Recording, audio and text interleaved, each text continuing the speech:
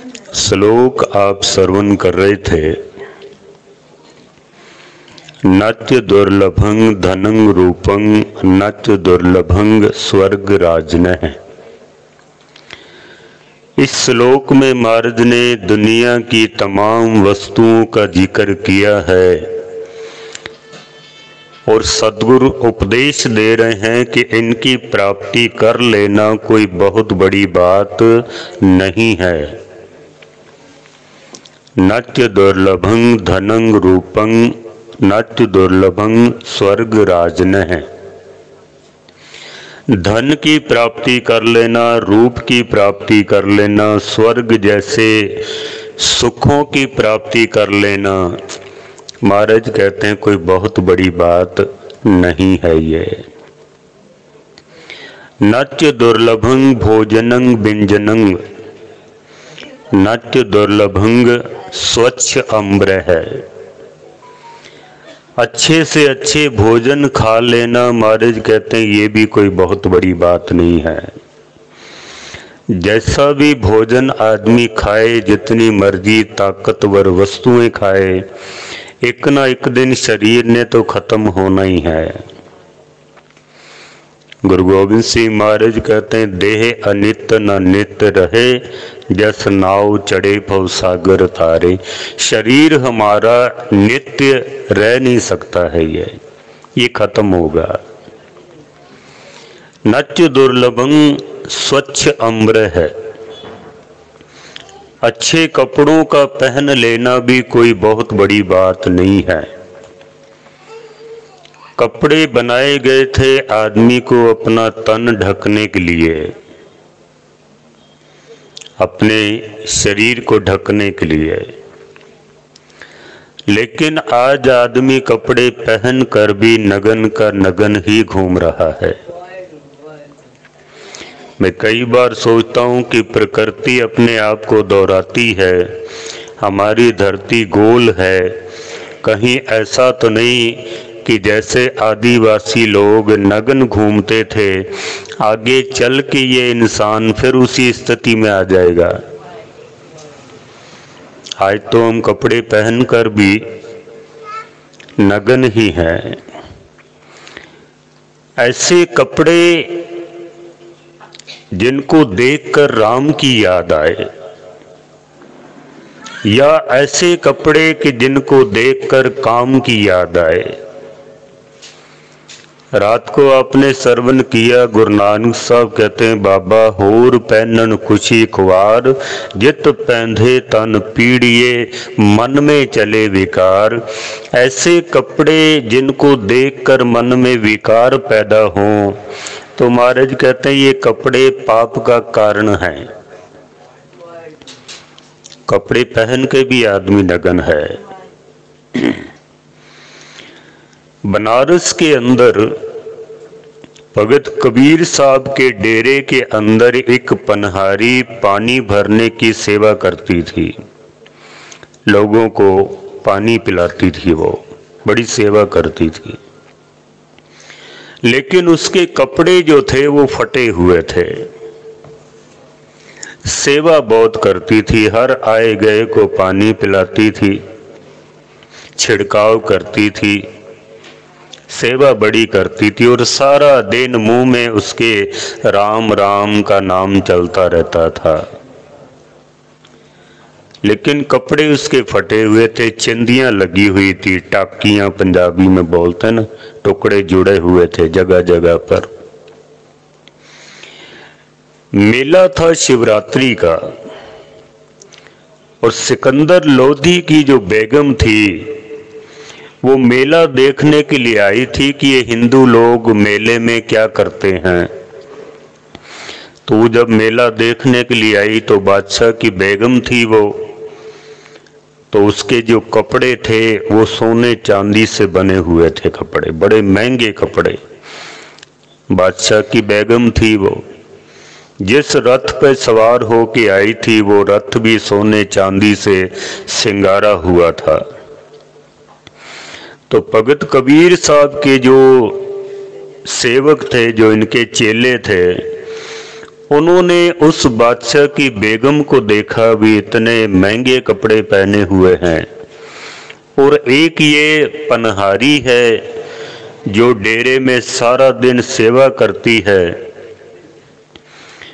हर वक्त राम राम का नाम जपती है, पानी पिलाती है, इसके कपड़े फटे हुए हैं। और वो बादशाह की बेगम पता नहीं खुदा का नाम लेती भी है कि नहीं, उसके कपड़े सोने चांदी के, इतने महंगे कपड़े। तो भगत कबीर जी से आकर कबीर जी के चेलों ने शिकायत की कि ये सारा दिन पानी भरती है, ये सेवा करती है, सिमरन करती है, पर इसके कपड़े फटे हुए हैं। बादशाह की बेगम पता नहीं वो खुदा का नाम लेती भी है कि नहीं है, उसके कपड़े सोने चांदी से जड़े हुए हैं, बड़े महंगे कपड़े हैं, ऐसा क्यों है? तो भगत कबीर साहब जी ने भी जब देखा तो कबीर साहब ने दोनों के बारे में जब सोचा ना, तो कबीर जी अपने चेलों को समझाते हैं और उनसे कहते हैं कि कबीर हैंगे बाहन सगन घन छत्रपति की नार, तास पुटंतर ना पुजे हरजन की पनहार।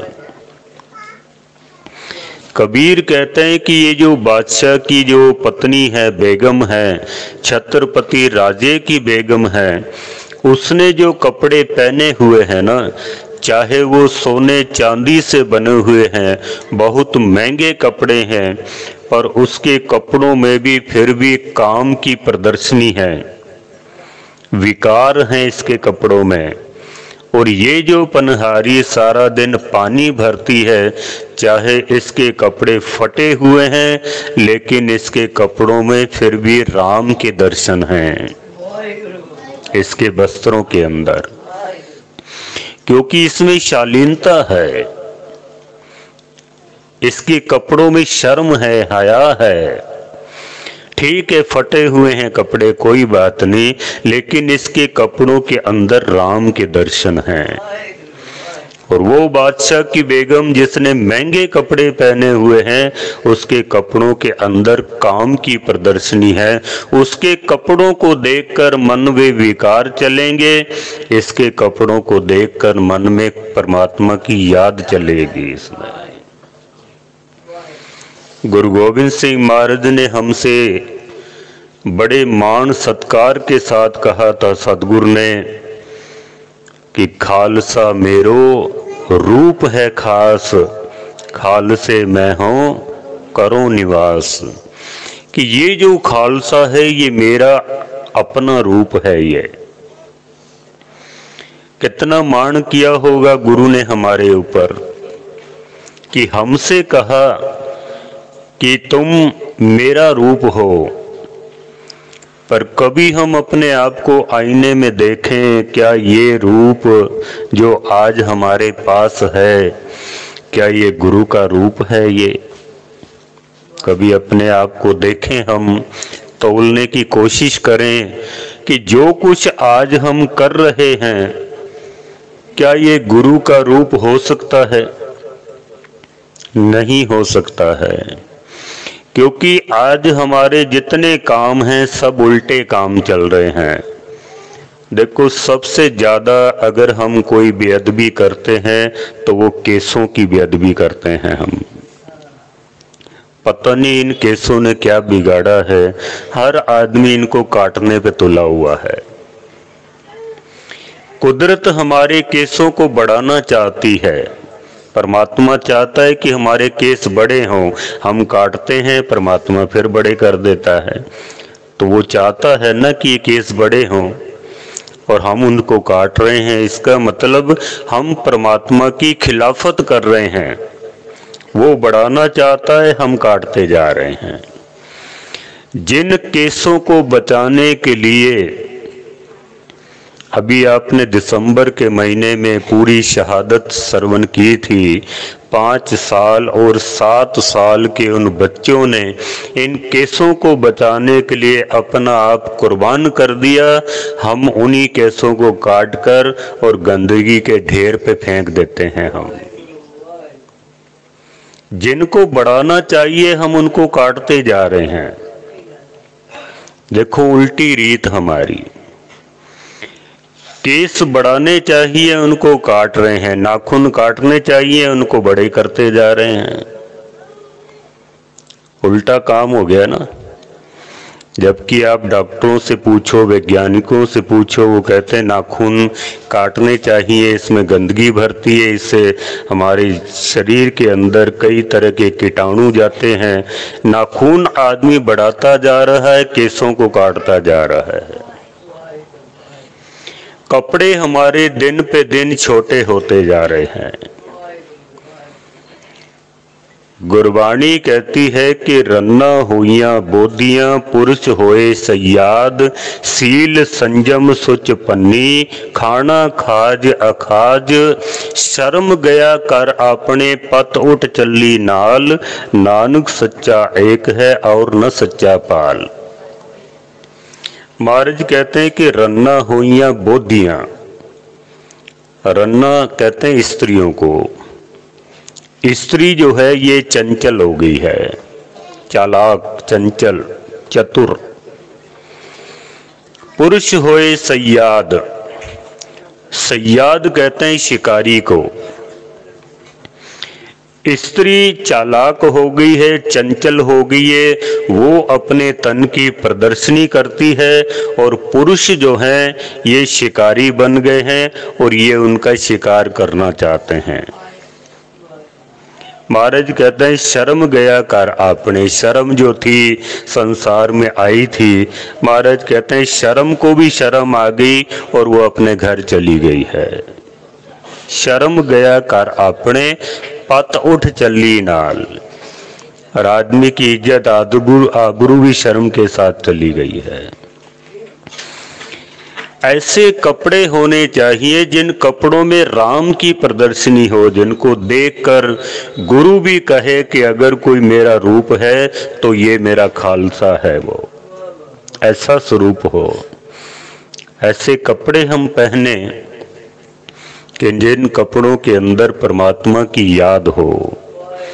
कोई देखे तो वो कहे कि अगर कोई परमात्मा का भगत है तो वो यही है। वो जिन पट अंदर बाहर गुद्दड़ ते पले संसार, जो परमात्मा के भगत हुए हैं ना, उनके कपड़े चाहे फटे हुए थे, मैले थे, लेकिन फिर भी उनके कपड़ों के अंदर परमात्मा के दर्शन थे उसमें। हमारे वस्त्रों में ये सब कुछ नहीं है। तो महाराज कहते हैं कि अच्छे कपड़ों का पहन लेना भी कोई बहुत बड़ी बात नहीं है। तीसरी पंक्ति में महाराज कहते हैं नत्य दुर्लभंग सुत मित्र भ्रात बांधव, नत्य दुर्लभंग बनिता बिलास है। अच्छे पुत्र की प्राप्ति कर लेना महाराज कहते हैं ये भी कोई बड़ी बात नहीं है। अच्छे पुत्र की प्राप्ति कर लेना, नट दुर्लभंग सुत मित्र, अच्छे मित्र की प्राप्ति कर लेना, बांधव रिश्तेदार, अच्छे रिश्तेदारों की प्राप्ति कर लेना। नत्य दुर्लभंग बनिता बिलासे, बनिता कहते हैं पत्नी को। गुरु अर्जन देव जी महाराज कहते हैं अच्छे पुत्र की प्राप्ति कर लेना, अच्छे मित्र की प्राप्ति कर लेना, अच्छे रिश्तेदारों की संबंधियों की प्राप्ति कर लेना, या अच्छी पत्नी की प्राप्ति कर लेना, या स्त्री के लिए अच्छे पति की प्राप्ति कर लेना। गुरु अर्जन देव जी महाराज कहते हैं ये भी कोई बहुत बड़ी बात नहीं है। ये चाहे जितना मर्जी बड़ा परिवार हो जाए आदमी का, तो उससे क्या होता है, बल्कि जितना बड़ा परिवार होगा आदमी उतना ही उसमें फंस जाएगा। और हम सब फंसे हुए हैं। दो मित्र थे। एक मित्र गृहस्थी था, वो शहर में रहता था। एक मित्र साधु था, वो जंगल में रहता था और सारा दिन बस परमेश्वर के नाम की भक्ति करता था वो। तो ये जो शहर में रहने वाला मित्र है ना, ये जा रहा था कहीं यात्रा करने के लिए। तो इसके पास एक रामायण थी, रामायण की पोथी। तो उसने सोचा कि मैं जा रहा हूँ यात्रा करने के लिए, तो ये जो रामायण है क्यों ना मैं अपने मित्र को दे जाऊं, वो जंगल में रहता है, इसकी संभाल करेगा, जब उसको टाइम मिलेगा तो पढ़ भी लिया करेगा। तो वो अपने मित्र के पास गया और उससे कहा कि मैं यात्रा करने जा रहा हूँ, ये मेरी रामायण है, तुम्हारे पास रख लो, जब मैं वापस आऊँगा तो फिर मैं ले लूँगा तुम्हारे से। क्योंकि पहले यात्रा करने जाते थे ना, तो उन व्यक्तियों का कुछ पता नहीं होता था कि कब वापस आएगा वो, क्योंकि पैदल यात्रा करते थे, कई तो यात्रा में ख़त्म हो जाते थे वो। तो घर वाले देख लेते थे भी इतने साल हो गए आया नहीं, तो उसका अंतिम क्रियाक्रम सब कर दिया जाता था। तो ये रामायण देकर भी ये मेरी रामायण है, मैं जा रहा हूँ यात्रा करने, इसको अपने पास रखना और संभालना, कहीं इसका कोई नुकसान ना हो। वो दे के चला गया। अब ये जो साधु मित्र है ना, इसने जो जंगल में कुटिया बनाई हुई थी, एक ऊंचे स्थान पे उसने उस रामायण को रख दिया। जब शाम का वक्त हुआ तो क्योंकि जंगल था, चूहे बहुत बड़े बड़े थे, तो जब उसने चूहों को देखा तो उसके मन में ख्याल आया भी कहीं इस रामायण को काट ना दे, कुतर ना दे, इसको नुकसान हो जाएगा तो मैं अपने मित्र को क्या जवाब दूंगा फिर। तो उसने सोचा अब मैं करूं क्या इसका। उस रामायण को सारी रात अपनी गोद में रखकर बैठा रहा, भाई पता नहीं कब कोई चूहे इसको काट ना दें, नुकसान हो जाएगा। अगले दिन फिर ऐसा ही हुआ, तीसरे दिन फिर ऐसा ही। साधु बड़ा उलझन में पड़ गया, भी ये तो एक मुसीबत हो गई मेरे लिए, भी क्या मैं इसको गोद में लेकर ही बैठा रहूँगा, पता नहीं कब आएगा वो वापस। तो इस साधु के पास एक चेला इसको मिलने के लिए आया करता था। उसने उससे पूछा भी यार ये बड़ी मुसीबत हो गई है, चूहे बहुत हैं यहाँ और ये रामायण को कहीं काट ना दे, मेरा मित्र बड़े विश्वास के साथ देकर गया है, अब इसका करूँ क्या मैं, चूहे बहुत हैं यहाँ। तो उस मित्र ने कहा भी करना क्या है, शहर से एक बिल्ली ले आओ, बिल्ली आएगी तो चूहे दौड़ जाएंगे। उसने कहा भी बात तो ठीक है। शहर जाके एक बिल्ली ले आया और उसको वहां बांध दिया कुटिया में। बिल्ली के आने से चूहे तो भाग गए, पर जब शाम का वक्त हुआ तो बिल्ली ने चिल्लाना शुरू कर दिया, अब वो म्याऊं म्याऊं करे। तो उसने पूछा भी ये बिल्ली क्यों चिल्ला रही है अब। तो उस चेले ने कहा कि अब इसको कुछ खाने को दो, इसको दूध पिलाओ, तब ये चुप होगी। तो दूध कहाँ से लाऊं? उसने कहा शहर से लाओ दूध। अब वो रोजाना दूध लेने शहर जाता है और उस बिल्ली को पिलाता है, बिल्ली की वजह से चूहे भाग गए। साधु ने एक दिन फिर कहा भी ये एक नई मुसीबत हो गई, भी रोज शहर जाओ और दूध लेके आओ, कोई दूसरा तरीका निकालो। तो उसने कहा भी एक बकरी ले आओ, बकरी का दूध निकाल के बिल्ली को पिलाना, बिल्ली की वजह से चूहे भाग जाएंगे, काम तुम्हारा आसान हो जाएगा। साधु एक बकरी ले आया। अब बकरी का दूध तो निकाल लिया, पर बकरी चिल्लाने लग गई। तो उसने पूछा भी ये क्यों चिल्लाती है। उस चेले ने कहा भी इसको घास डालोगे तो ये दूध देगी। घास कहाँ से लाऊं? उसने कहा जंगल से काट के लाओ। अब वो रोज जंगल में जाता है, घास काट के उस बकरी को डालता है, बकरी का दूध निकाला फिर बिल्ली को पिलाता है, बिल्ली की वजह से चूहे भागते हैं और उस रामायण की हिफाजत होती है। साधु ने कहा भी ये एक और नई मुसीबत हो गई, भी रोज जंगल में जाओ, घास काट के लाओ, फिर बकरी को खिलाओ, दूध निकालो, बिल्ली को पिलाओ, कोई और तरीका निकालो जो मैं इससे बच सकूं। तो उसने कहा भी महात्मा जी अब तो एक ही तरीका है कि आप शादी कर लो, विवाह हो जाएगा, पत्नी आ जाएगी, वो घास भी काट के लाएगी, बकरी को खिलाएगी, दूध निकाल देगी, बिल्ली को पिलाएगी, सारे काम वो कर देगी। महात्मा जी ने शादी कर ली, घरवाली आ गई। अब घरवाली की रोज नई डिमांड, कभी कपड़े चाहिए, कभी गहने चाहिए, कभी ये चाहिए, कभी वो चाहिए। अब क्या करूं? तो उसने कहा भी मजदूरी करनी पड़ेगी, अब तभी घर का खर्चा चलेगा। अब वो रोज मजदूरी करने जाता है। समा बीतता गया, 2-4 इसके बच्चे भी हो गए, बकरी के बच्चे भी हो गए। जहाँ एक छोटी सी झोपड़ी थी बहुत बड़ा घर बन गया और बच्चे खेल रहे हैं। वो जो यात्रा पे गया था वो वापस आ गया और उसने आकर देखा भी ये तो बड़ा घर बन गया है, बच्चे खेल रहे हैं, बकरा बकरी घूम रहे हैं, कहीं किसी गलत घर में तो नहीं आ गया मैं। तो उसको मित्र दिखाई दे गया और उसने पूछा भी मेरी रामायण कहाँ है। उस मित्र ने कहा कि ये जितना कुछ देख रहे हो ना ये सब तुम्हारी रामायण ही है। ये जो कुछ आपने देखा है ना, ये 4 बच्चे हैं, बकरा बकरी हैं, ये इतना बड़ा घर है, ये मेरी घरवाली है, ये सब तुम्हारी रामायण की वजह से है।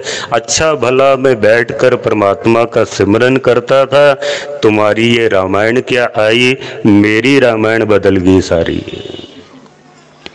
अब सारा दिन इनके काम धंधों में लग जाता है।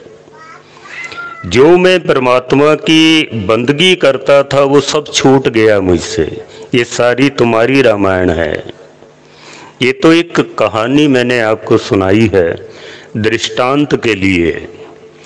आदमी सारी जिंदगी इसी तरह से परिवार में उलझ के रह जाता है, इसी तरह से, कभी परिवार के चक्कर में, कभी रिश्तेदारी में, कभी कारोबार में, कभी खुद के लिए, कभी किसी के लिए। बस आदमी सारी जिंदगी इसी तरह से व्यस्त रह जाता है और जिस काम के लिए आदमी संसार में आया है वो काम आदमी का छूट जाता है। कहते हैं कि मकड़ी जाल बनाती है ना, वो जाल बनाते बनाते इतना भूल जाती है कि उसमें से निकलने का रास्ता नहीं रहता और वो मकड़ी अपने ही जाल में फंस के ख़त्म हो जाती है। आदमी भी सारी जिंदगी इस तरह से ही जाल बनाता रहता है और निकलने का कोई रास्ता नहीं बचता और अंदर ही उसमें ख़त्म हो जाता है। ये हमारी जिंदगी की हकीकत है। ये महाराज कहते हैं पुत्र कलत्र ग्रस्त का फासा, होन न पाइये राम के दासा।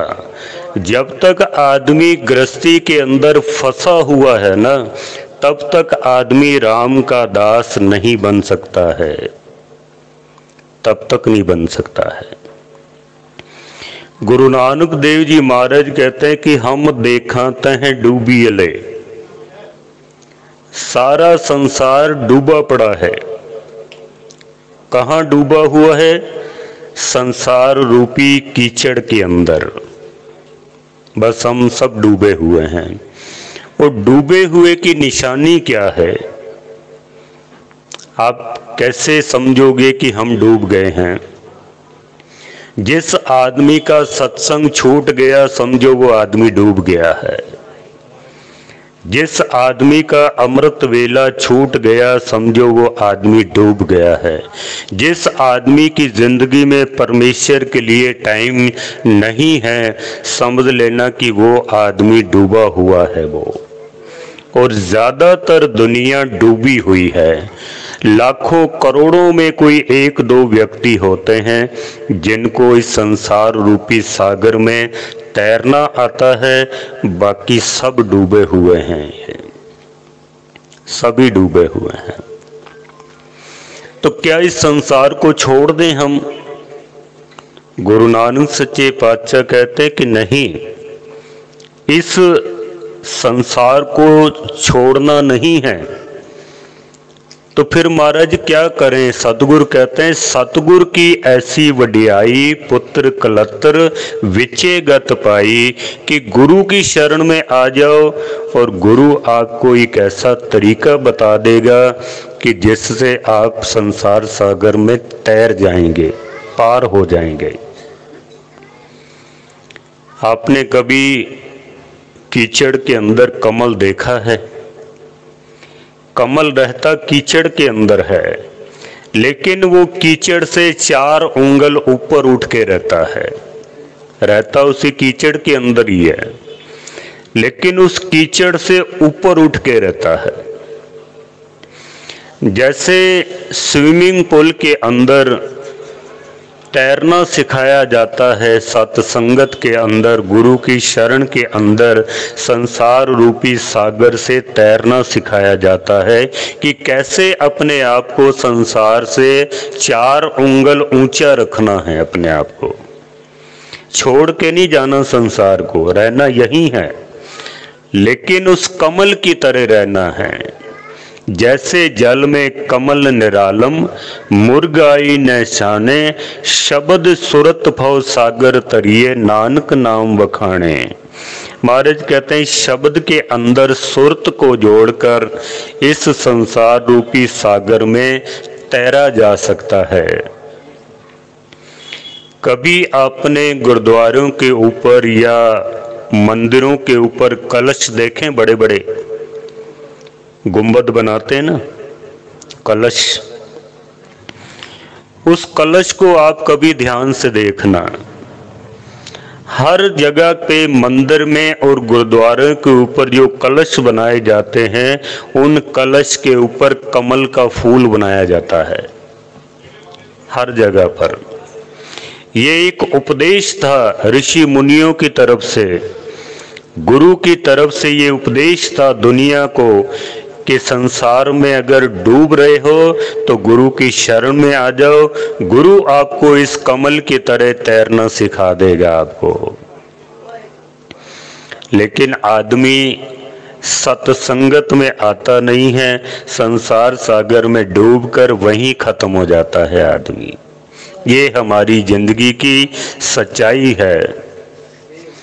गुरु तेग बहादुर साहब महाराज सच्चे पातशाह जी सतगुरु कहते हैं कि परिवार चाहे जितना मर्जी ये बड़ा हो जाए, लेकिन सब कुछ जीवित को व्यवहार। हमारा जितना मर्जी बड़ा परिवार हो, जब तक हम जिंदा हैं तो हमारा परिवार के साथ व्यवहार है। इधर तन से प्राण निकले नहीं कि परिवार का सारा व्यवहार 1 मिनट में खत्म हो जाता है। सब कुछ जीवित को व्यवहार, मात पिता भाई सुत बंधन बंदप, अरफुन ग्रह की नार, तन ते प्राण होत जद न्यारे, टेरत प्रेत पुकार।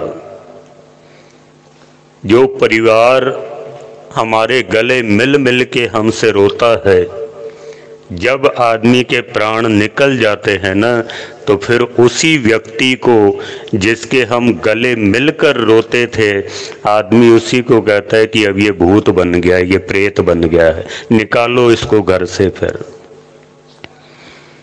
रिश्तेदार भी पूछते हैं भी इसका अंतिम संस्कार कब करोगे, इसको जलाओगे कब। जब तक आदमी जिंदा है तब तक उसका व्यवहार है। सब कुछ जीवित को व्यवहार,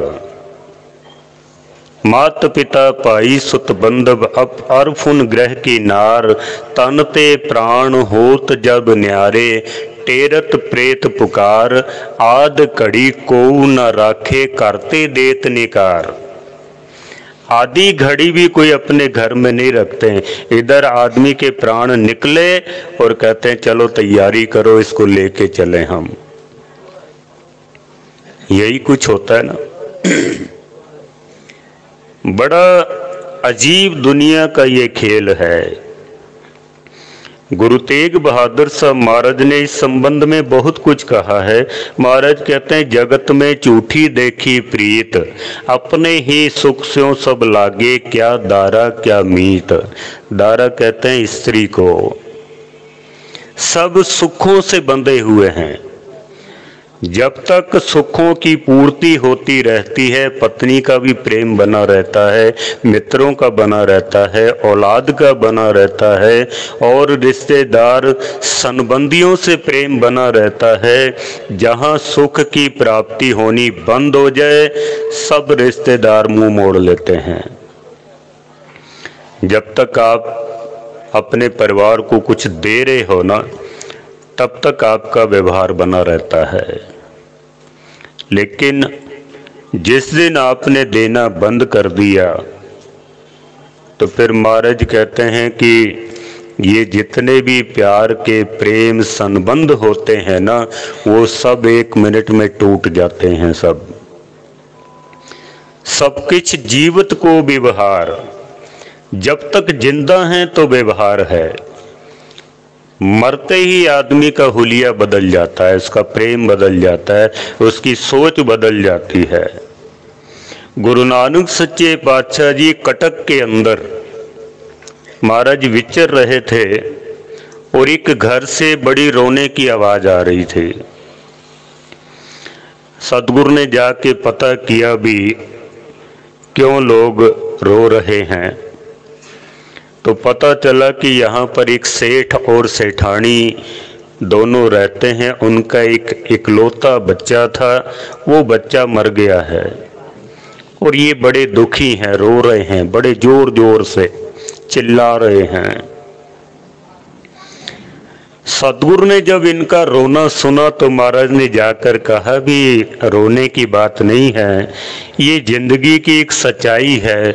जो संसार में आया है वो एक दिन जाएगा, क्योंकि मरण लिखाए मंडल में आए। यहाँ पर तो कोई बचा ही नहीं है। रावण जैसे नहीं रह सके संसार के अंदर, तो आम आदमी क्या चीज है। यहाँ तो राजे महाराजे, ऋषि मुनि, देवी देवते, गुरु पीर पैगंबर, जो कोई भी संसार में आया है वो एक दिन गया है। हम कहते हैं ना कि फलाना आदमी आ गया, तो इस शब्द के अंदर ही एक रहस्य छुपा हुआ है।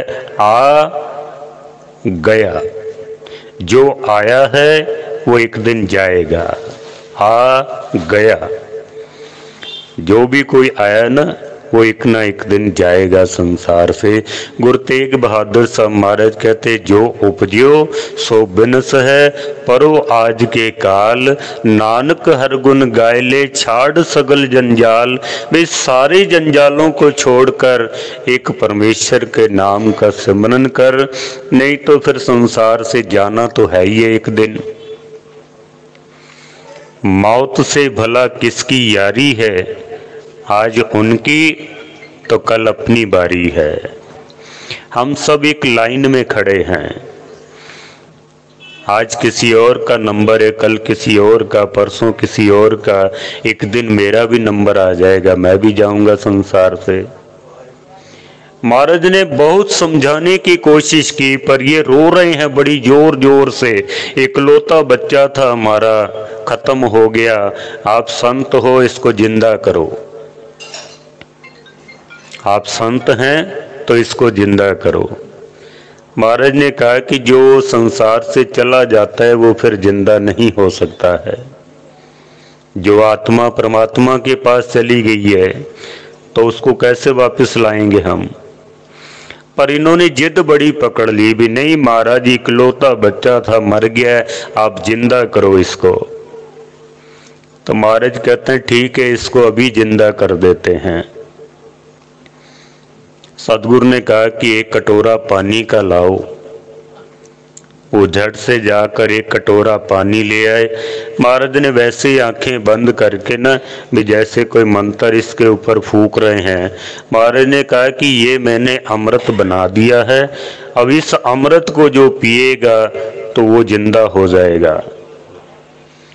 तो उन्होंने कहा भी महाराज ये बच्चा तो मर गया, ये अमृत कैसे पिएगा? महाराज ने कहा भी इस बच्चे को अमृत नहीं पिलाना है, जो इस अमृत को पिएगा उसकी मौत हो जाएगी और ये बच्चा जिंदा हो जाएगा। तो महाराज ने कहा भी वो जो सेठानी बहुत चिल्ला रही थी ना भी मेरा इकलौता बच्चा मर गया, इसको जिंदा करो। महाराज ने कहा भी तू ये अमृत पी ले और ये तेरा बच्चा जिंदा हो जाएगा, तेरी मौत हो जाएगी, ये बच्चा जिंदा हो जाएगा। कहते हैं कि उस सेठानी का 1 मिनट में विचार बदल गया। कहती है महाराज मैं मर जाऊंगी तो इसको जिंदा करने का क्या फायदा है, फिर मैं भी ना मरूं और ये जिंदा हो, कोई ऐसा काम करो। महाराज कहते हैं तेरा तो प्रेम बड़ा है इस बच्चे के साथ, तू इतनी भी कुर्बानी नहीं कर सकती इस बच्चे के लिए? नहीं महाराज मैं क्यों मरूं, अभी मेरी उम्र बहुत छोटी है, अगर परमात्मा ने चाहा तो बच्चे तो और हो जाएंगे। तो महाराज ने कहा फिर रोना किस बात का है फिर? लेकिन सब कुछ जीवित को व्यवहार, जब तक आदमी जिंदा रहता है तब तक ही उसका व्यवहार रहता है, नहीं तो फिर उसके बाद गुरु तेग बहादुर साहब महाराज कहते हैं कि मेरो मेरो सबे कहत है, हित स्यो बांधियो चीत, अंत काल संगी नह को। अंत काल संगी नह को ए अचरज है रीत। महाराज कहते हैं कि ये संसार की आश्चर्य रीत है कि अंत समय में कोई भी आपका साथ नहीं देगा।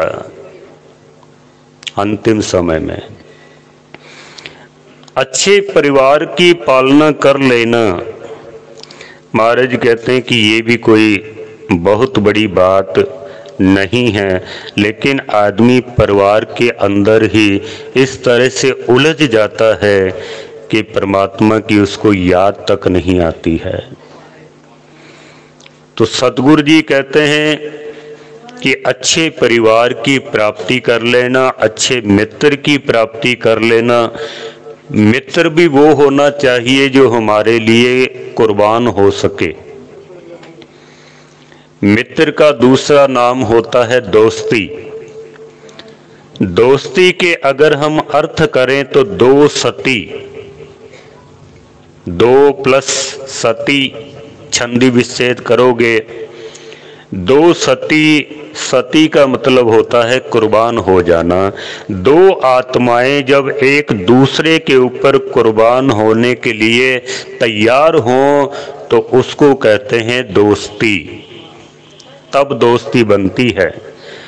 आजकल की तरह नहीं भी जिनको देखा ही नहीं है फेसबुक के ऊपर मेरे 5000 फ्रेंड हैं, किस काम के वो? अगर तेरे ऊपर कोई दुख आएगा, तकलीफ आएगी तो क्या वो मित्र आएंगे तेरे पास? कोई नहीं आएगा। बल्कि जो पास में मित्र होते हैं वो भी साथ नहीं देते। जिंदगी की हकीकत को बस इतना जाना है, जिंदगी की हकीकत को बस इतना जाना है, दर्द में अकेले हैं और खुशी में सारा जमाना है। खुशी होती है तो हर व्यक्ति फिर आकर मिलता है, जब दुख आते हैं ना तो फिर अच्छे अच्छे अपना मुख मोड़ लेते हैं। ये दोस्ती नहीं है। दोस्ती तो वो होती है जो किसी के ऊपर कुर्बान हो जाए। पर महाराज कहते हैं कि ऐसे मित्र भी अगर मिल जाएं तो कोई फायदा नहीं है, कोई लाभ नहीं है। अच्छी पत्नी का मिल जाना भी कोई बहुत बड़ी बात नहीं है। चौथी पंक्ति के अंदर महाराज सच्चे पातशाह जी कहते हैं कि नच दुर्लभं विद्या प्रवीणं, नच दुर्लभं चतुर चंचल है। नच दुर्लभं नहीं है दुर्लभ क्या, विद्या प्रवीणं, विद्या के अंदर प्रवीण हो जाना। विद्या पढ़ पढ़ के बहुत ज्ञानवान हो जाना, महाराज कहते हैं ये भी कोई बहुत बड़ी बात नहीं है। आज आप देखो तो दुनिया पढ़ लिख गई है, बहुत कम ऐसे बच्चे होंगे जो पढ़ते लिखते नहीं हैं, बहुत गरीब होंगे, नहीं पढ़ सकते। वैसे आज दुनिया पढ़ लिख गई है। बहुत सारे देशों ने तो ऐसा कानून बना दिया है कि जो माँ बाप अपने बच्चों को स्कूल नहीं भेजते उन माँ बाप के ऊपर केस कर दिया जाता है, उनको जेल में डाल दिया जाता है। बहुत सारे देशों का ऐसा कानून है। आज हमारे बच्चे पढ़ लिख गए हैं, लेकिन पढ़ लिखने के बाद गुरु नानक सच्चे पातशाह जी कहते हैं कि दुनिया मूर्ख हो गई है। हम कहते हैं कि बच्चों को पढ़ाओ ताकि बच्चा सियाना बने, इसकी मूर्खता दूर हो, लेकिन गुरु नानक सच्चे पातशाह किसी और ढंग से सोचते हैं और महाराज कहते हैं कि पढ़िया मूर्ख आखिए, जित लब लोभ अहंकार। हम कहते हैं कि बच्चों को पढ़ाओ ताकि बच्चे ज्ञानवान हो, उनकी मूर्खता दूर हो, लेकिन गुरु नानक साहब कहते हैं कि दुनिया पढ़ लिख गई है लेकिन मूर्ख होती जा रही है। पंडित कृपा राम जो गुरु तेग बहादुर साहब महाराज के पास आए थे कश्मीर से चलकर, इसका जो परदादा था उसका नाम था ब्रह्मदत्त,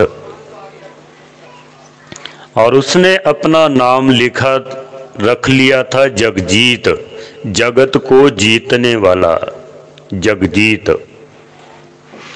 ये बड़ा महान था, ये विद्वान बहुत था, और इसने दुनिया में ऐलान किया हुआ था कि जो भी कोई मुझे चर्चा करके हरा देगा ना, तो मेरे पास जितनी किताबें हैं, ग्रंथ हैं, मैं सारे उसको दे दूंगा, और अगर वो हार गया तो उसकी सारे ग्रंथ मैं ले लूंगा। ये इसने शर्त रखी हुई थी, और कहते हैं कि इसको कोई हरा नहीं सका, और इसने इतने ग्रंथ इकट्ठे कर लिए थे कि बड़ी बड़ी बैलगाड़ियों में इसने धार्मिक ग्रंथ रखे हुए थे, ऊँटों के ऊपर इसने ग्रंथ लादे हुए, हर एक को चर्चा में हरा देता था।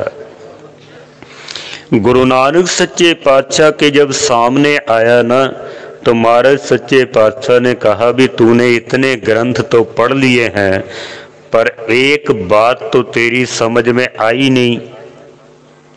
तो इसने कहा भी कौन सी बात? आसा दीवार आप सुनते हैं श्लोक के महाराज का। सदगुरु कहते हैं कि पढ़ पढ़ गड्डी लदिए, पढ़ पढ़ परिए साथ, पढ़ पढ़ बेड़ी पाइए, पढ़ पढ़ गड्डिए खात, पढ़िए जेते बरस बरस, पढ़िए जेते मास, पढ़िए जेती आरजा, पढ़िए जेते सास। सदगुरु कहते हैं कि कोई इतनी पढ़ाई पढ़ ले कि जितने जिंदगी के साल हैं, महीने हैं, या जितने श्वास हमारे चल रहे हैं, आदमी इतना समय लगातार पढ़ाई करे,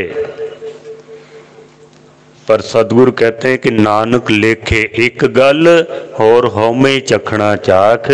इतनी पढ़ाइयाँ करने के बाद अगर आदमी को एक बात की समझ नहीं आई, तो महाराज कहते हैं इसका पढ़ा लिखा सब गुड़ गोबर हो जाएगा, ये सब जीरो है। एक बात कौन सी? जपो ता एको नामा अवर निराफल कामा। पढ़ाई करने का लाभ तो तब है कि जब आदमी को अपनी जिंदगी की सच्चाई पता चल जाए कि मुझे ये मनुष्य जीवन क्यों मिला है, मैं संसार में क्यों आया हूँ, मेरे जीवन का मकसद क्या है, मंजिल क्या है। अगर पढ़ लिख कर इस बात की समझ नहीं आई तो महाराज कहते हैं पढ़ने लिखने का कोई फायदा ही नहीं है। एक विद्वान कहता है कि जैसे किसी गधे के ऊपर मुस्लिम धर्म के ग्रंथों को अगर लाद दिया जाए तो वो गधा कोई मौलवी नहीं बन जाता। हो किसी गधे के ऊपर हम धार्मिक ग्रंथ रख दें मुसलमानों के, तो क्या वो गधा मौलवी बन जाएगा?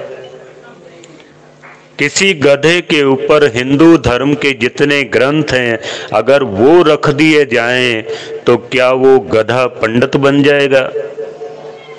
सिख धर्म के जितने ग्रंथ हैं अगर किसी गधे के ऊपर लाद दिए जाए तो क्या वो गधा सिख बन जाएगा, वो भगत बन जाएगा? कहते नहीं, चार पाए बरोए किताबे चंद। जैसे गधे के ऊपर धार्मिक ग्रंथ लदे हुए हैं और वो गधा कोई पंडित नहीं बन जाता, मौलवी नहीं बन जाता, सिख नहीं बन जाता। जिस आदमी के दिमाग में ग्रंथ लदे हुए हैं वो आदमी भी कोई ब्रह्म ज्ञानी नहीं बन जाता है। वो उसकी पीठ पर लदे हुए हैं और आदमी के दिमाग पर लदे हुए हैं, बस इतनी सी बात है। नानक लेखे एक गल होर होमे चखना चाक। अगर एक बात की समझ नहीं आई तो महाराज कहते हैं पढ़ना लिखना सब फिर होमे ही है, अहंकार को बड़ा करना है। बस मैं इतना पढ़ा लिखा हूँ, मैं इतना विद्वान हूँ, फिर अहंकार ही बढ़ेगा और कुछ नहीं। गुरु नानक सच्चे पातशाह ने कमाल कर दिया है। सदगुरु कहते हैं कि पढ़िया होवे गुनहगार ता ओमी साध न मारिए। पढ़ा लिखा और महाराज कहते हैं कि गुनहगार। हालांकि हम बच्चों को इसलिए पढ़ा रहे हैं ताकि बच्चे सियाने बने, ये अपराध न करें। पर आप देखो कि आज से कोई 150-200 साल पहले बच्चे इतने पढ़ते लिखते नहीं थे, लेकिन इतने अपराध भी नहीं होते थे उस वक्त। आज जितने बच्चे पढ़ लिख गए हैं उतने ही ज्यादा अपराध भी बढ़ते जा रहे हैं। तो आप अंदाजा लगाओ कि क्या हमारा बच्चों को पढ़ाना सार्थक है, ठीक है? होना तो ये चाहिए था ना, पढ़ लिख के बच्चे सियाने बन गए हैं, अब कोई अपराध नहीं कर रहे हैं। पर महाराज कहते हैं पढ़िया होवे गुनहगार। जितने पढ़ते जा रहे हैं गुनाह उतने बढ़ते जा रहे हैं। क्यों बढ़ रहे हैं? क्योंकि पढ़ पढ़ के आदमी के अंदर दो चीजें पैदा हो रही हैं पढ़ पढ़ कर। कौन सी दो चीजें? एक तो लोभ और एक अहंकार। दो चीजें बढ़ रही हैं। आज जब बच्चे पढ़ लिख कर डिग्रियां हासिल करने के बाद जब उनकी पढ़ाई कंप्लीट हो जाती है ना, तो हर बच्चा फिर सोचता है भी मेरा जो महीने का पैकेज है या सैलरी है मेरी वो इतने लाख की होनी चाहिए, या साल का पैकेज 1.5 करोड़ 2 करोड़ का होना चाहिए। जितना ज़्यादा पढ़ा लिखा होगा उसकी सोच उतनी बड़ी होगी, भी इतना बड़ा पैकेज तो मिलना ही चाहिए। और जब नहीं मिलता तो फिर वही बच्चा क्या करता है? फिर वो अपराध करता है। एक अनपढ़ व्यक्ति इतना बड़ा अपराध नहीं कर सकता जितना बड़ा अपराध एक पढ़ा लिखा आदमी कर सकता है। अनपढ़ व्यक्ति नहीं कर सकता।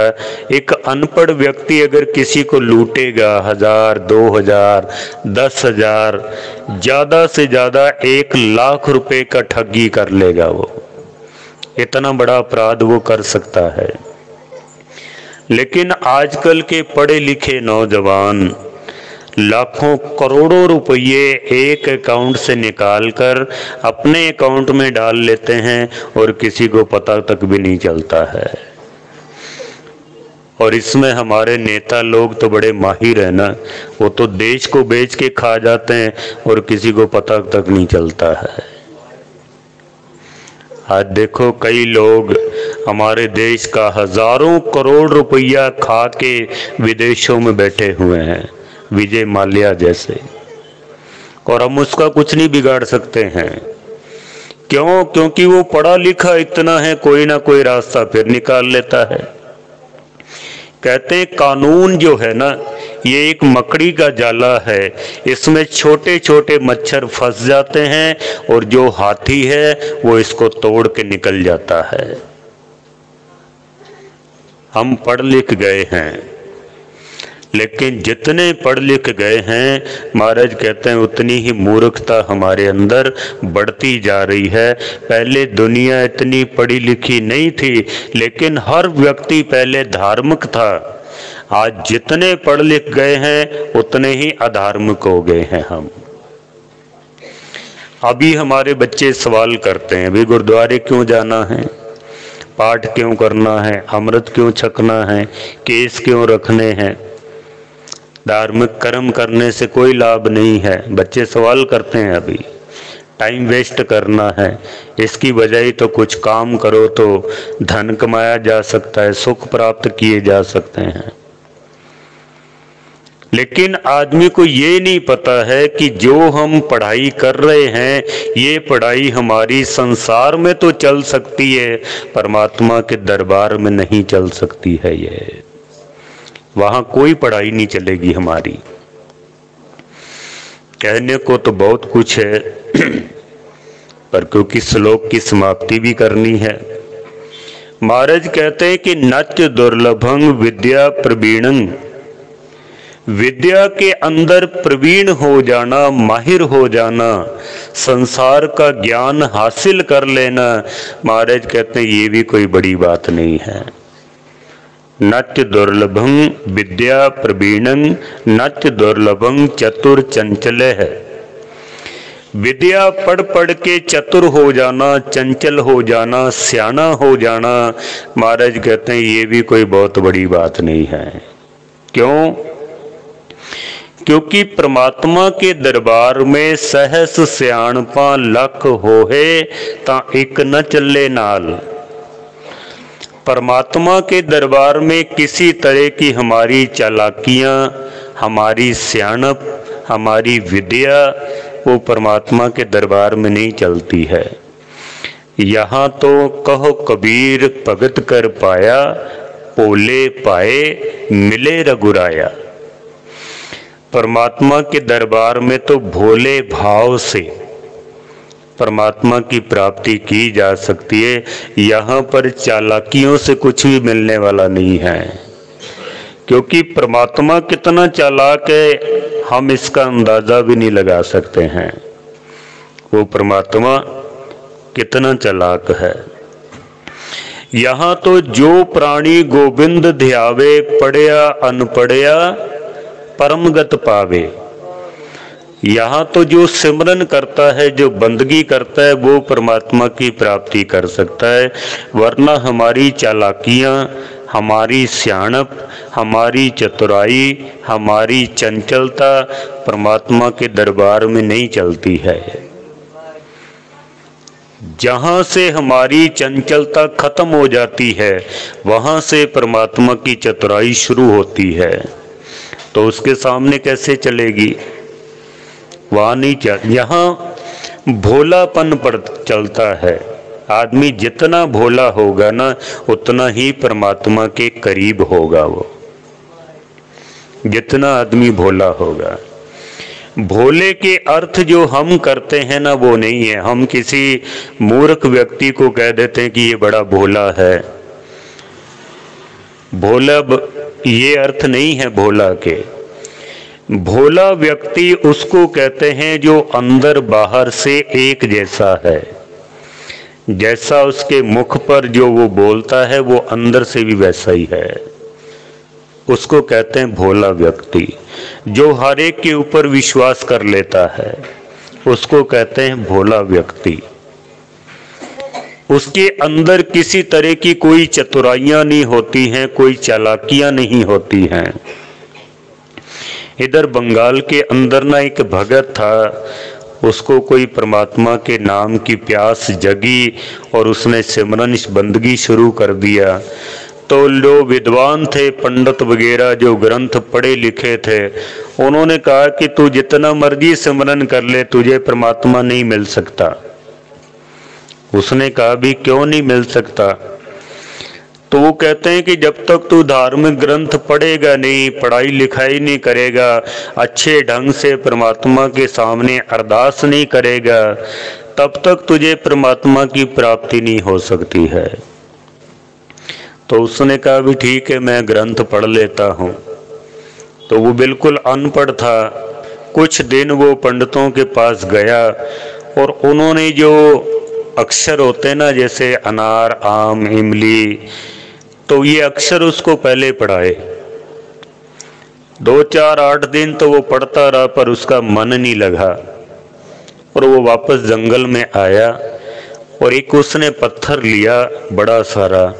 उस पत्थर के ऊपर उसने अपने हाथों से वो जो अक्षर पढ़े थे ना, वो सारे अक्षर लिख दिए उसके ऊपर और हाथ जोड़ के भगवान से प्रार्थना करता है कि हे परमात्मा निरंकार सच्चे पातशाह, मैं पढ़ा लिखा नहीं हूँ, कोई ग्रंथ मैंने नहीं पढ़े हैं, ये 4 अक्षर मैंने सीखे हैं, अब इनको कैसे जोड़ना है और क्या बोलना है? तू तो बड़ा सियाना है ना, तू अपने आप ही इन अक्षरों को जोड़ ले, मुझे तो पढ़ना लिखना आता नहीं है। कहते हैं इतने प्यार से उसने अरदास की कि उसकी वहीं पे समाधि लग गई उसकी। और हम परमात्मा के सामने कई तरह की चतुराइयां करते हैं।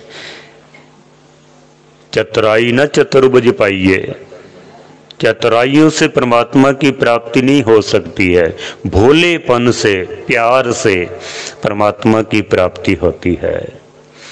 जिनके अंदर परमेश्वर का नाम है, चलो मैं आखिरी पंक्ति भी आपको श्रवण करा देता हूँ। पूरे श्लोक में आपने श्रवण किया कि धन की प्राप्ति कर लेना, रूप की प्राप्ति कर लेना, स्वर्ग जैसे सुखों की प्राप्ति कर लेना, अच्छा भोजन खा लेना, अच्छे कपड़े पहन लेना, अच्छे परिवार की प्राप्ति कर लेना, मित्रों की प्राप्ति कर लेना, अच्छी विद्या पढ़ लेना, चतुर बन जाना, चंचल बन जाना, ये सब कुछ दुर्लभ चीजें नहीं हैं, ये सब कीमती वस्तुएं नहीं हैं। तो गुरु अर्जन देव महाराज से पूछे सच्चे पातशाह जी, फिर दुर्लभ वस्तु कौन सी है? फिर आखिर हम फिर क्या प्राप्त करें? तो गुरु अर्जन देव जी महाराज कहते हैं दुर्लभं एक भगवान नाम है। दुर्लभ है अगर कोई वस्तु तो वो केवल परमात्मा का नाम है और कोई दुर्लभ वस्तु नहीं है। किन्हीं बन दिया कांसी तांबा, किन्हीं लौंग सुपारी, संतों बन दिया नाम गोविंद का, ऐसी खेप हमारी हर के नाम के व्यापारी। हीरा हाथ चढ़िया निर्मोलक, छूट गई संसारी। जिसको परमेश्वर का नाम मिल जाता है ना, उसकी फिर संसार की पकड़ जो है वो छूट जाती है। वो फिर चाहे धन जितना मर्जी आए, वो इस हाथ से धन आता है और इस हाथ से लुटा देता है। वो उसको फिर इतनी पकड़ नहीं रहती है। आजकल संतों को देखो ना, जिसके पास जितनी बड़ी गाड़ी है वो उतना ही बड़ा संत है, जिसके पास जितनी ज़्यादा ज़मीन जायदाद है वो उतना ही बड़ा संत है। कई डेरों में हम जाते हैं ना तो दिखाते हैं, देखो 200 कमरे बनाए, एयर कंडीशन कमरे, 50 गाड़ियां हैं, महंगी से महंगी कार है, पेट्रोल पंप भी हमारा अपना ही है, लाखों हमारे सेवादार हैं। तो अगर उनसे पूछ लिया जाए ना कि क्या आपके डेरे में कोई ब्रह्म ज्ञानी भी है, कोई परमेश्वर का नाम जपने वाली आत्मा भी है, तो वो नहीं है वहां पर।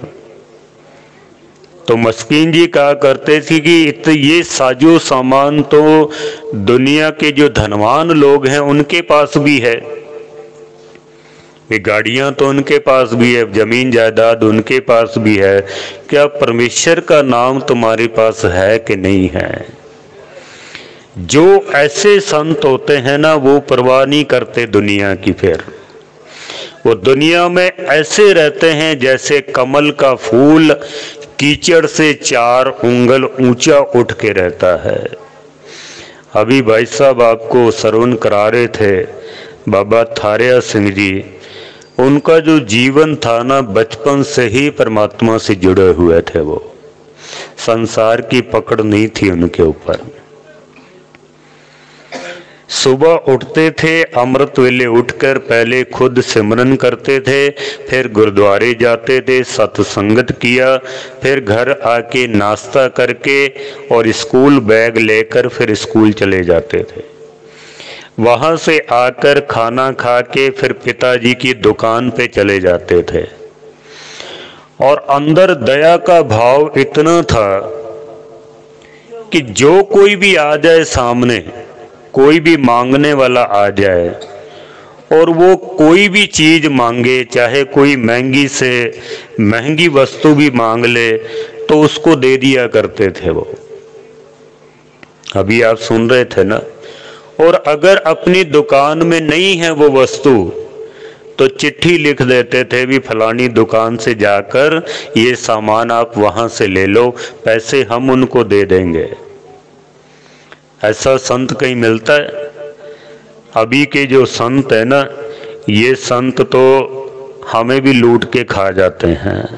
जो कुछ हमारे पास है ना, वो भी सब कुछ छीन के ले जाते हैं। संत उसको नहीं कहते, संत उसको कहते हैं जन्म मरण दोहू में नाही, जन परोपकारी आए, जी दान दे भगति लायन, हर्ष्यों लैन मिलाए। जो अपना सारा जीवन मनुष्यता के भले के लिए खर्च कर देते हैं। भगत तुलसीदास ने ना संत की व्याख्या की है कि संत कौन होता है, संत किसको कहते हैं। तुलसीदास जी के बड़े कीमती बोल हैं उनके। वो कहते हैं कि संत हृदय नवनीत बखाना। नवनीत मक्खन को कहते हैं। मक्खन निकालते हैं ना घरों में, मक्खन कितना नरम होता है, मुलायम होता है। संत हृदय नवनीत बखाना, कहा कवने पर कह न माना। तुलसीदास जी कहते हैं कि संत का जो हृदय है वो मक्खन की तरह होता है। पर भगत तुलसीदास कहते हैं कि मैंने कह तो दिया कि संत का हृदय मक्खन की तरह होता है, पर कहते हैं मैं क्या करूं, मेरे पास और कोई मिसाल नहीं है भी मैं कैसे समझाऊं कि संत का हृदय कैसा होता है। वो कहते हैं कि मैंने कह दिया कि ये मक्खन की तरह होता है। पर तुलसीदास कहते हैं कि यहीं पर बस नहीं है। संत हृदय नवनीत बखाना, कहा कवने पर कह न जाना, निज प्रताप द्रवे नवनीता। बड़े ध्यान से सुनना। संत का जो हृदय है वो मक्खन की तरह है, पर कहते हैं यहीं पे बस नहीं, निज प्रताप द्रवे नवनीता। मक्खन को अगर हम सेक लगाएं, मक्खन को अगर तपिश मिले, गर्मी मिले, या हम उसको गर्म करें तो मक्खन पिघल जाता है। मक्खन को सेक लगेगा, तपश लगेगी तो मक्खन पिघल जाता है। तुलसीदास जी कहते हैं लेकिन संत का हृदय इसके उल्ट है। निज प्रताप द्रवे नवनीता, पर दुख द्रवे संत पुनीता। कहते हैं कि मक्खन को खुद को सेक लगे तो मक्खन पिघल जाता है, लेकिन संत का हृदय ऐसा होता है कि दुख किसी दूसरे को पहुंचता है और हृदय संत का पिघल जाता है, उसको कहते हैं संत। दुख किसी और को पहुंचे और हृदय संत का पिघल जाए। मक्खन की मिसाल तो दी है, पर कहते हैं मक्खन की मिसाल ठीक नहीं है। करूं क्या, कुछ और है नहीं कहने को, क्योंकि संतों की महिमा की नहीं जा सकती है, मन्ने की गत कही ना जाए। तो बाबा थारे सिंह जी महाराज कोई भी आके खड़ा हो जाए, उनका जो मन था, जो हृदय था ना, वो पिघल जाता था। अगर अपनी दुकान पर वस्तु नहीं है, चिट्ठी लिख के दे देते थे कि फलानी दुकान से ले लेना जाके। और जब पिताजी को पता चला ना, क्योंकि एक दिन सब दुकानदारों ने चिट्ठियां भेज दी कि थारिया सिंह ने इतना सामान हमसे दिलवा कर मंगतों को दिया है और ये इतना पैसा कर्जे का हो गया। तो कहते हैं पिताजी बड़े क्रोधित हुए और उन्होंने थारिया सिंह जी को बुलाकर उनको बड़ी डांट फटकार लगाई और उनसे कहा भी ठीक है, तुम अपनी दुकान से तो बांटते ही हो, उधार क्यों दिलवाते हो लोगों से? ऐसा भी कोई करता है?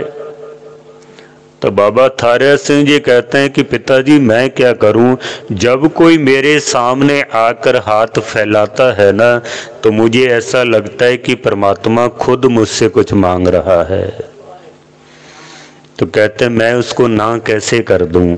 जिस परमात्मा का दिया हुआ सब कुछ है, वही परमात्मा अगर मुझसे कुछ मांगे तो मैं इसको इनकार कैसे कर दूं? पिताजी मुझसे फिर रहा नहीं जाता है।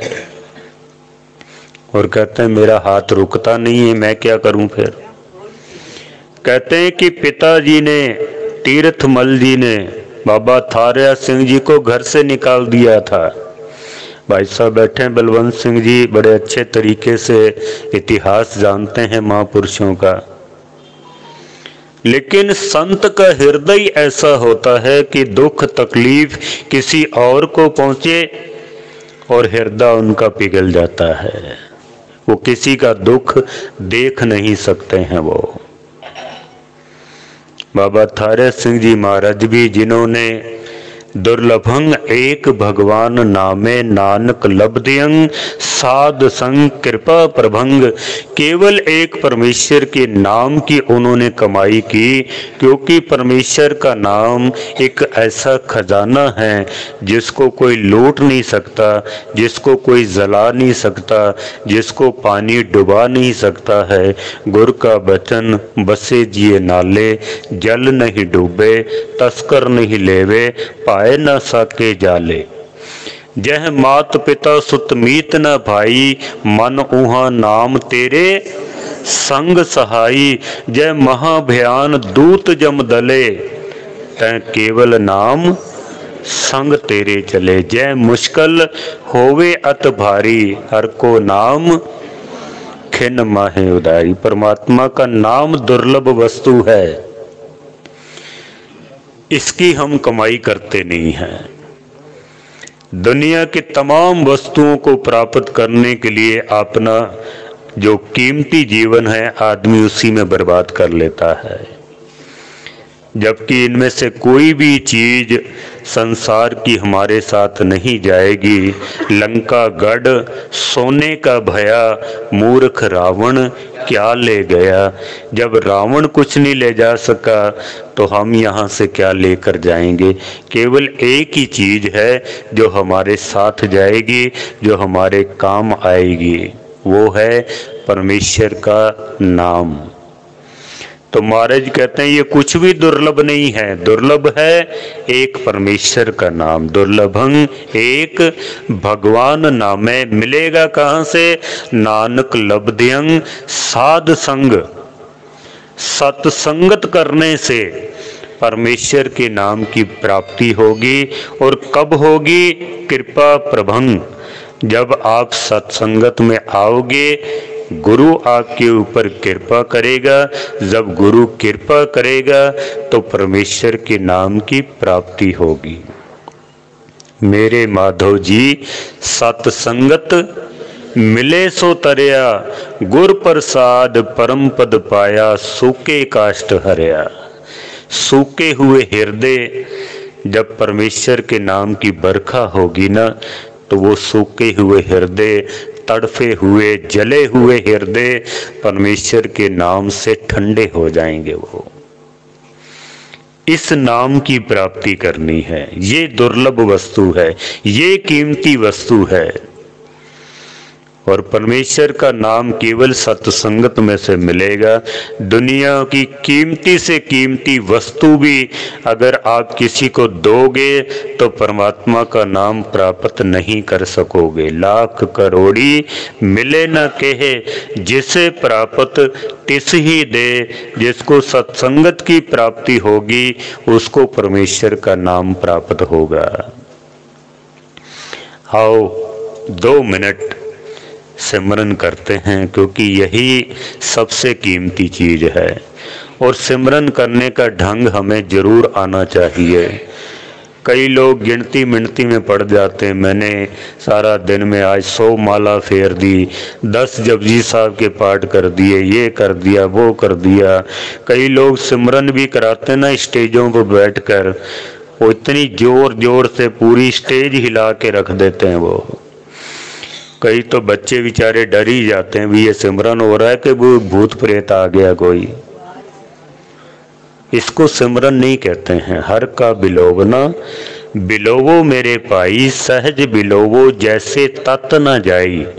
मैं एक दिन डॉक्टर के पास गया था तो वो मुझसे कहता है कि ज्ञानी जी, जो पानी है उसको खाओ और जो रोटी है उसको पियो। मैंने कहा बड़ा अजीब आदमी है, पानी खाऊंगा कैसे, रोटी को पीऊंगा कैसे? कहता है कि पानी को इतना आराम से पियो, एक एक घूंट करके, जैसे उसको खा रहे हैं हम। तो फिर क्या होगा? शरीर को 10 गुना ज्यादा लाभ मिलेगा। हम पानी पी जाते हैं एक ही सांस में पूरा गिलास। पानी को ऐसे पीना जैसे खाना है, और खाने को ऐसे खाना है जैसे पानी को पीना है। खाने को, रोटी को इतना चबा चबा के खाओ कि वो रोटी हमारे मुंह में लिक्विड बन जाए, पानी की तरह बन जाए। कहता है कि फिर शरीर को 10 गुना ज़्यादा लाभ होगा। मैंने वहीं से तत्व निकाला है। जैसे पानी को खाना है और रोटी को पीना है, अगर हम वाणी को सहजता से पढ़ें तो इसका 1000 गुना ज़्यादा हमें लाभ हो सकता है, 1000 गुना। पर हम तो जपजी साहब भी ऐसे पढ़ते हैं जैसे राजधानी सुपर फास्ट ट्रेन निकल जाती है ना, तो पता नहीं लगता भी कौन कौन से कोच निकल गए हैं, नहीं ना पता लगता। तो जपजी साहब पढ़ते पढ़ते आदमी रहरास साहब में पहुंच जाता है, और रहरास पढ़ते पढ़ते फिर जपजी साहब में आ जाता है, क्योंकि इतना टाइम नहीं है, ध्यान नहीं है, सहजता नहीं है। वाणी को इस तरह से पढ़ना है जैसे कोई धीरे धीरे हल्के हाथों से जो मक्खन को रिड़का जाता है ना, बिलोया जाता है, फिर उसमें से मक्खन तत्व निकलता है। वाणी को सहजता से पढ़ोगे, सिमरन अगर सहज अवस्था में करोगे, जरूर एक ना एक दिन हमारा किया हुआ सिमरन हमारे मन तक पहुंचेगा, मन की ताकत बनेगा और ये जीवन हमारा सफल हो जाएगा। क्योंकि लख मणिया कर एकटे, एक रतीले पाहा। परमात्मा के नाम में इतनी ताकत है कि जैसे लाखों मण लकड़ियां हो, तो उस लकड़ियों को जलाने के लिए लाखों मण आग की जरूरत नहीं है। एक चिंगारी लगा दो, सारी लकड़ियां जल के स्वाह हो जाती हैं। परमेश्वर के नाम में इतनी ताकत है कि हजारों लाखों जन्मों के जितने भी पाप हैं, केवल एक बार परमेश्वर का नाम जपेंगे और वो सब पाप जलकर स्वाह हो जाएंगे, मिट जाएंगे। वो इतनी ताकत है परमेश्वर के नाम में। आओ केवल 2-4 बार मैं बोलता हूँ, फिर आप सारे बोलो। और भाई साहब, भाई परमजीत सिंह जी मौनी बैठे हैं, बड़े सुरीले कीर्तनीय हैं, वो आपको कीर्तन श्रवण कराएंगे। सिर्फ 2-4 बार बस। वाहे गुरु वाहे गुरु वाहे गुरु वाहे गुरु वाहे गुरु वाहे गुरु वाहे गुरु वाहे गुरु। इस तरह से रोज आप थोड़ा समय सिमरन करें। ज्यों ज्यों रस आएगा, समय अपने आप बढ़ता जाएगा, आपको कुछ करने की ज़रूरत नहीं पड़ेगी फिर।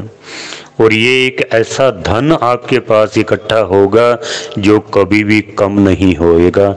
खावे खर्चे रल मिल पाई, टोट न आवे वद दो जाई। बड़ी एकाग्रता के साथ आप श्रवण करते हैं। मेरी अरदास है गुरु चरणों में, सद्गुरु आप सबका इसी तरह से प्रेम बनाए रखें। बड़ी बड़ी स्टेजों पर जाकर हम कथा करते हैं,